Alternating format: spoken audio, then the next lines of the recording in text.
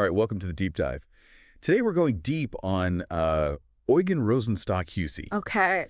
So he's a sociologist, social philosopher, and his work, especially his idea of like speech thinking, really brings up some pretty interesting challenges to like basic philosophical assumptions. Hmm. And I think for someone like you who is always thinking about the nature of reality, nature of knowledge, this idea that speech isn't just like a passive reflection of the world, but actually an active force that shapes our social existence. That's something that we really got to get into. Yeah. And this idea of language being like the foundation, not just a tool, that's what's so radical about him, I think. Exactly. And he wasn't like alone in this thinking, right? Yeah. Like he was connected to this really fascinating group of post-Nietzschean religious thinkers. Yeah. Like Franz Rosenzweig, Martin Buber, who also believed that religious language could reveal like dimensions of experience that maybe traditional philosophical methods miss. Yeah, it's this sort of suggestion that these thinkers had, that certain aspects of being human, right? Right. Especially those that have to do with belief and community, find their sort of their clearest expression in religious speech, right? Absolutely. That's I think like in connection to the broader history of philosophical inquiry. It forces us to sort of consider the limitations of these purely abstract or metaphysical approaches, right? Yes, totally. And I think, the mission of our deep dive today is really to get to grips with Rosenstock-Huessy's critique of philosophy. Yeah.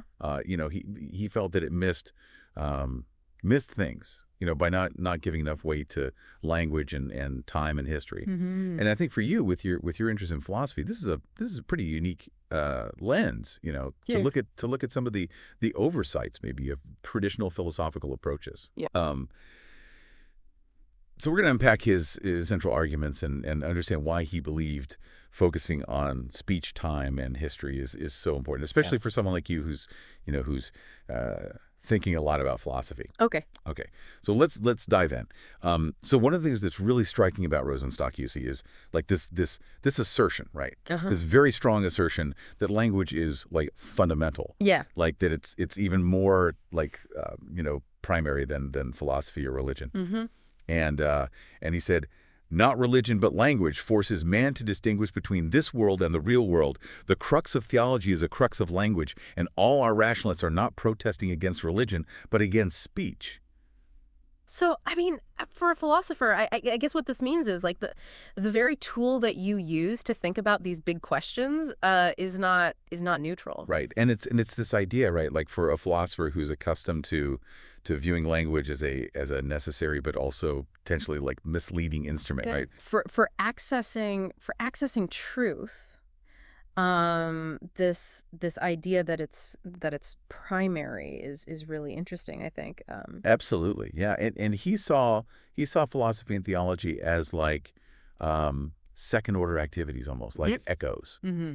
Yeah. that follow behind the primary creative acts, arising from life's necessities. Yeah. And he had some pretty pointed criticisms of both. Yeah. Yeah. He thought that theology tends to like categorize us as either sinners or angels, Mm-hmm. like pretty simplistically, and doesn't really take our embodied existence like fully seriously. Yeah. And with philosophy, he thought that it often reduces us to objects, like mere objects Right.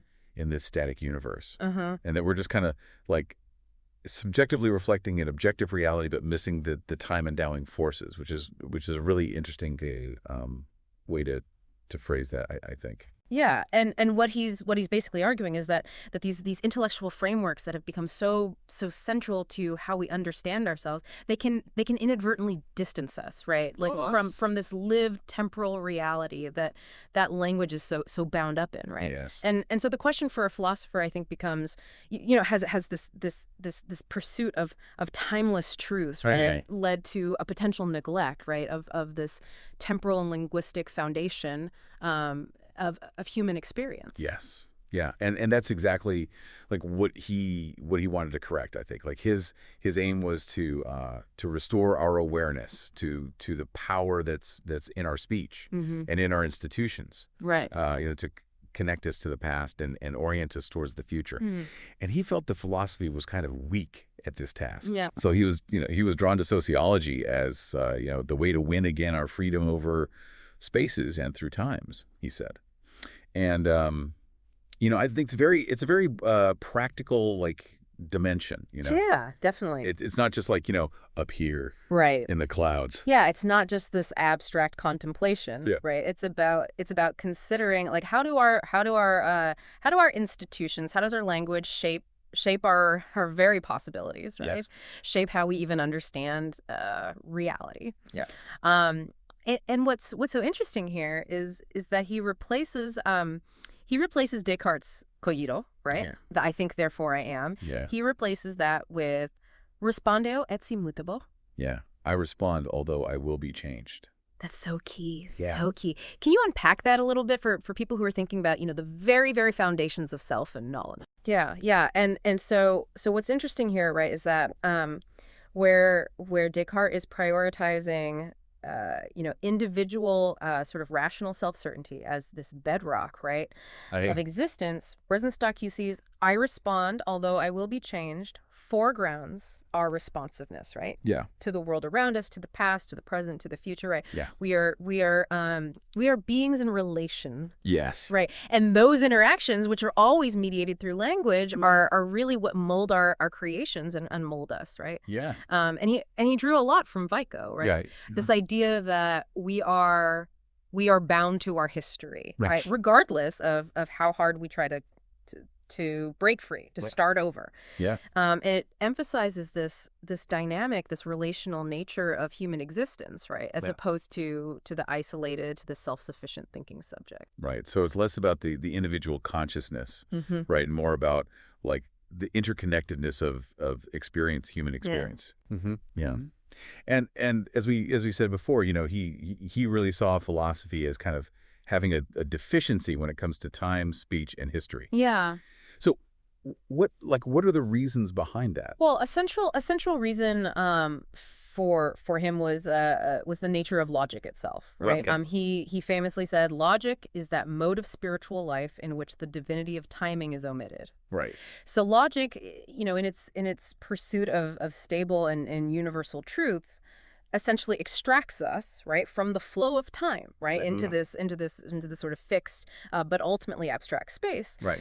And he saw this preference, right, for stable space over time, reflected in a number of philosophical concepts. Okay. Like what? Well, I mean, you can think about the subject-object division, right? This clear spatial separation between knower and known, right? Right. But he went deeper than that. He even went to the very sort of roots of philosophical terminology. Okay. So topics as a field of inquiry, right, comes from the Greek topos, meaning place. Categories, the fundamental groupings that we use to understand the world, originally referred to declaiming in the agora a specific public space. Right. And even reason's sphericality, right? This idea of reason as spherical suggests this kind of contained space, right? Right. And even ideas, right? From the Greek idein, meaning to see. Right. So all of these sort of point to this underlying commitment, right? Right. In philosophy to space, to stable space, right? Yeah. As opposed to the ceaselessness of time. Yeah, so it's almost like philosophy is trying to capture something that's fluid, right? In a static framework. Exactly. Yeah. And he extended this critique with his concept of the cross of reality, right? Which is this idea that anything that manifests in space and time, it's not a duality, but it's fundamentally quadrilateral. Quadrilateral, okay. Right. And so we experience reality through this interplay of inner uterness, right? Okay. The subjective and objective, right? Right. And what he calls trajective projectiveness, which is how we orient ourselves to the future based on our past, right? Right. so the trajective has to do with our actions and intentions, right? Directed towards what's coming. Right. And the projective has to do with the weight of our history, Right. our traditions, our memories, shaping how we perceive the world. Right. And this was his sort of alternative to the kind of binary or even triadic models of thinking, Right. that emphasize the multi-layered and dynamic nature of lived experience for beings embedded in time. Right. Right. So he was definitely critical of philosophy, but was he like trying to dismantle it or? Not at all. Okay. And I think this is what's interesting for a philosopher, right? Oh. Is that while he was critiquing, philosophy's tendency to undervalue language, time, and history, he himself can be seen as a social philosopher. Okay. Right. Advocating for this fusion, right? Yeah. Of history, linguistics, anthropology, sociology, religion, right? Yeah. And even Franz Rosenzweig, Right. who was a philosopher in his own right, considered Rosenstock-Huessy to be a philosopher. So, Okay. it's a nuanced position. Yeah. So he wasn't necessarily against it, but he was looking to like reorient it, Yeah. give it some new priorities, a broader scope. Absolutely. Yeah. And his background, he was a really his intellectual background was really diverse. Yeah. I mean, just his fluency, right, in a number of languages. All right. Right, including Egyptian hieroglyphs. Right. Speaks to a mind that was very much concerned with these sort of foundational structures, right? Yeah. Of human communication and thought. Right. He came to understanding reality by always considering the sort of underlying human and even divine sort of imperatives that shaped societies, right? Right.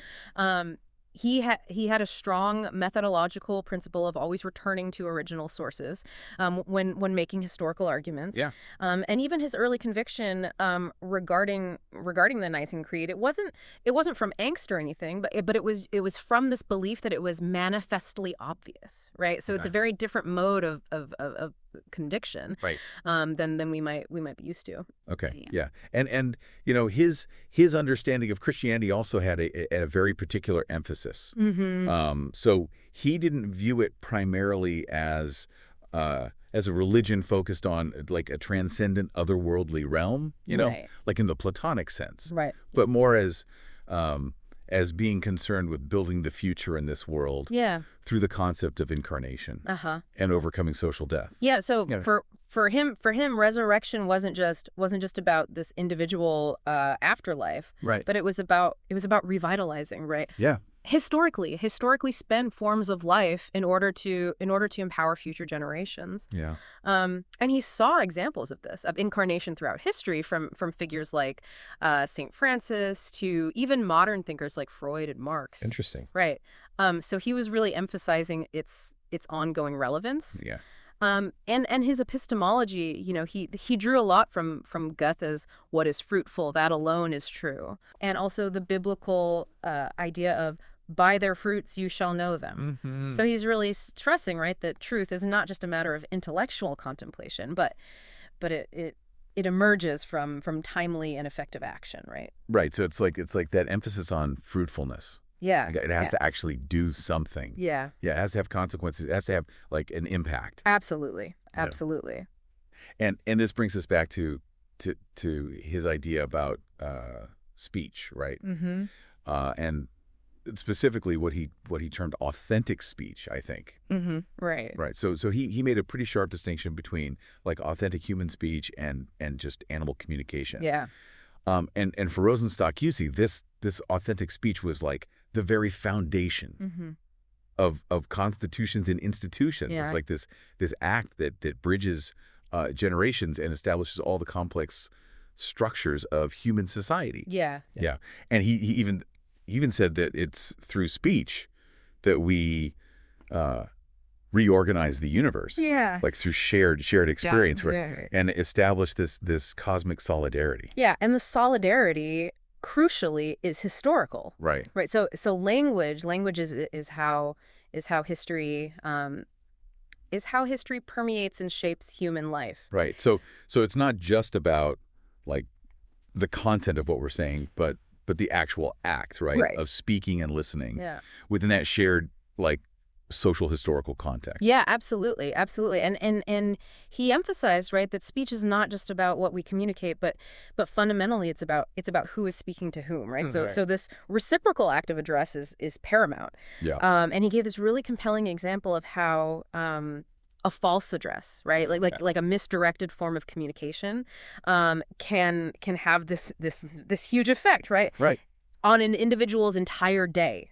Right. Um, and this is in contrast, right, to these linguistic models like Saussure, for instance, right, Right. that tend to sort of focus on language units, right, Mhm. as opposed to their social circulation and historical context. Right. And so for Rosenstock-Huessy, right, the truths that we attribute to the world, they're not just passively observed, but they're created and revealed over time, right, through this dynamic interplay of speech. Right. So speech becomes a form of revelation, right? Mhm. It leads to orientation, it leads to mutual development, right? Yeah. Between speakers and listeners. Yeah. And he uses this vivid analogy of letter writers, right? Who become sort of polarized in their character through this evolving nature of their correspondence. Right. Right. So it's a very dynamic and transformative way Yeah. to look at the power of language. And he even like extends this idea, to connect it with the very structure of our being, like of our social order. Yeah. He said that we ourselves become structured by grammar. Uh-huh. He even said that most men are shards of broken grammar. Right. So, implying this deep connection between our ability to speak and our social integration. Yeah, yeah. And he even proposed this radical reevaluation of the social sciences Yeah. based on his understanding of language. Right. He called for a grammatical revolution. Mm-hmm. And he saw the existing framework as being kind of like the Ptolemaic model of astronomy. Like Yeah. it's outdated. Right. And he went on to say, he argued that professions, like lawyers, preachers, artists, scientists, they're not just like functional roles, Right. but they're really like grammatical necessities. Uh-huh. Each of them embodying a specific grammatical mode. Right. That accentuates a particular dimension of reality. Right. And a healthy society, from his perspective, depends on the balanced interplay of these grammatical potencies. Right. And he felt that philosophy risks like messing up this balance Yeah. by overemphasizing, its own mode of understanding. Right. So that's a really interesting way to look at the different roles in a society. Right? Yeah, definitely. Like not just as like necessities, practical necessities, but as grammatically essential. Right. Right. Right. Yeah. And he also had some pretty strong critiques about linguistics itself. Yeah. He felt that linguistics was kind of following philosophy's lead Mm-hmm. by prioritizing the mind over speech, right? Right. And treating speech as the secondary tool Mm-hmm. for expressing pre-existing thoughts. Right. And he strongly rejected what he called the abstract madness of the school grammar that mistakenly takes the declarative sentence as the beginning. Yeah. So he really thought that the imperative, the conjunctive, the preterite, the Yeah. indicative, they all arise from these specific temporal and spatial contexts, right? Right. They reflect this fundamental sort of experiential grammar of life, right? Uh-huh. Kind of like the biblical sequence, right? Of let there be light, right? Yes. The imperative, right? Creating a future. Right. And then there was light, the preterite, right? Establishing this past fact. Right. So he really saw philosophy as having like instrumentalized speech almost. Yeah. Right? Like Yeah. it's just a tool for expressing your thoughts, but didn't recognize the the formative power of speech. Right, right. Right. And this is directly related to his analysis of grammatical moods and their corresponding philosophical implications. So for him, the indicative mood, is connected to the notion of being right and existence. Right. The subjunctive mood relates to concepts of freedom and idealism. Uh-huh. And he even uses Kant's distinction between theoretical, which operates in the indicative, right, Right. and practical reason, which operates in the subjunctive, right, Yeah. as a sort of prime example of how these really fundamental metaphysical distinctions can be traced back to this ordering of language. Right. It's like our philosophical frameworks are built into the very structure of our language. Yeah. And he had a very particular take on names versus pronouns. Yeah. So he argued that philosophy's preference, right, this grammatical preference for pronominals like being over concrete names, actually leads it away from what he called aboriginal humanity, Right. which is our most fundamental way of relating to the world. Yeah.